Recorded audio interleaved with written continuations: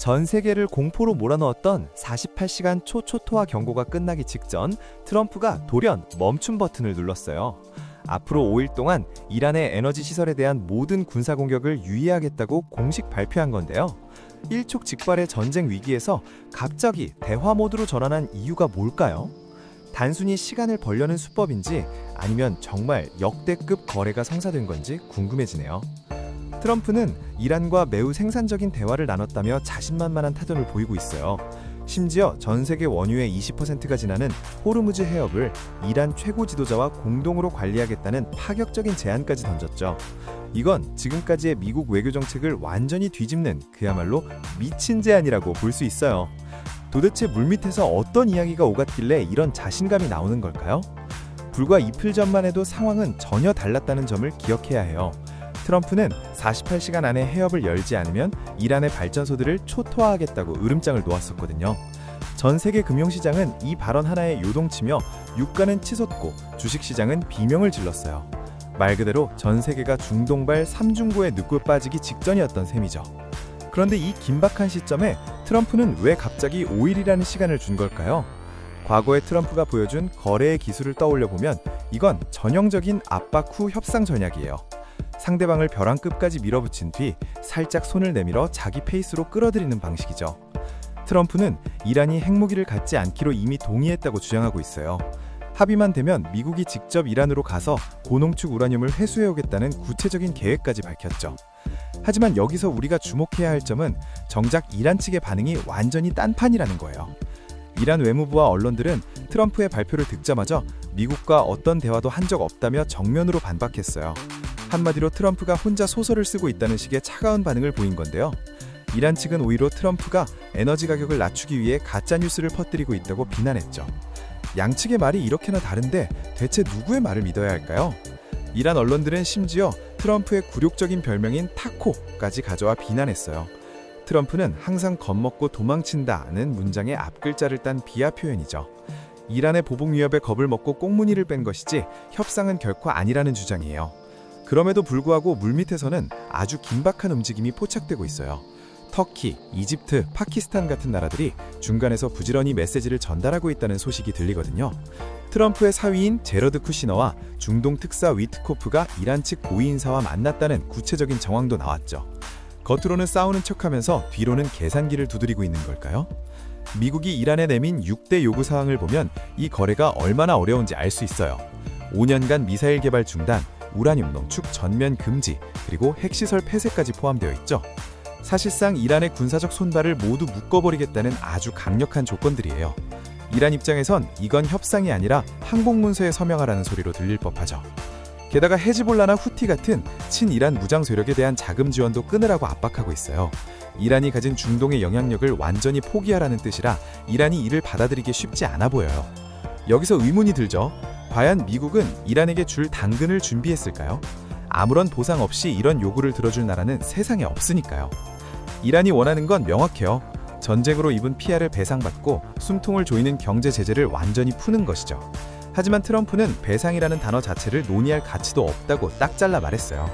여기서 협상이 꽉 막히는 건데 미국은 대신 우회적인 방법을 고민 중이라는 분석이 나오고 있어요. 쉽게 말해 미국에 묶여있는 이란의 동결 자산을 돌려주는 방식을 배상금 대신으로 활용하겠다는 아이디어죠. 내 돈을 돌려받는 거니 미국 체면도 살리고 이란은 실리를 챙기는 묘수라고 볼 수 있어요. 하지만 이런 복잡한 셈법이 단 5일 만에 정리될 수 있을지는 여전히 미지수예요. 여기서 진짜 큰 변수가 하나 더 있어요. 바로 이스라엘의 네타냐후 총리예요. 트럼프가 공격 유예를 선언했는데도 이스라엘은 보란듯이 테헤란을 공습해 대규모 정전을 일으켰거든요. 심지어 이란의 핵농력 과학자 2명을 추가로 제거했다는 사실까지 공개하며 강경한 태도를 굽히지 않고 있죠. 이스라엘 입장에선 트럼프의 협상이 졸속대례가 될까봐 노심초사하고 있는 상황이에요. 이란이 가진 고농축 우라늄을 완전히 없애지 않는다면 그 어떤 합의도 가짜라고 몰아세우고 있죠. 미국은 거래를 통해 전쟁을 끝내고 싶어 하지만 이스라엘은 이번 기회에 이란의 핵능력을 뿌리 뽑겠다는 생각이에요. 미국과 이스라엘 사이의 이런 전략적 괴리가 상황을 더 복잡하게 만들고 있어요.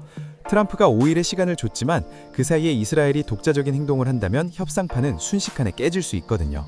이란은 벌써 발전소 한 곳만 건드려도 중동 전체를 암흑으로 만들겠다며 으름장을 놓고 있는 상태고요.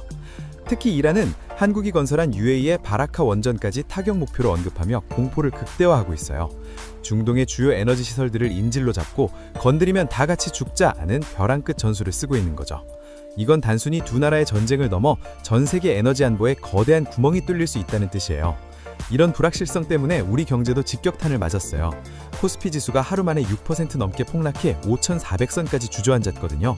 환율은 1,500원을 넘어섰고 유가는 배럴당 $110를 넘나들며 서민 경제를 위협하고 있죠.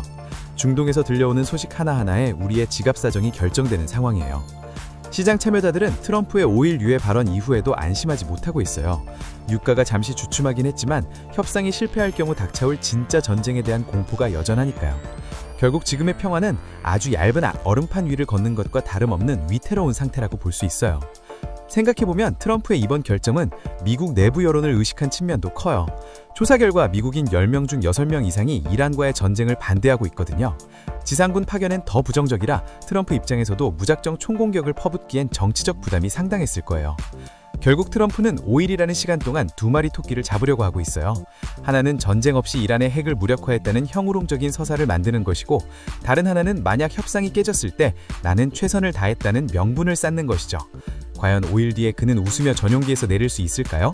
전문가들은 이번 5일이 향후 10년의 중동 질서를 결정할 결정적 순간이라고 입을 모으고 있어요.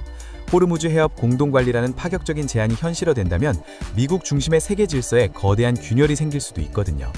하지만 이란의 불신과 이스라엘의 독자적 행보라는 벽이 너무나도 높아서요. 결국 우리가 주목해야 할 지점은 진짜 대화가 오가고 있느냐는 거예요. 겉으로는 부인하지만 뒤로는 제3국을 통해 합의문의 문구를 조정하고 있을 가능성이 높거든요.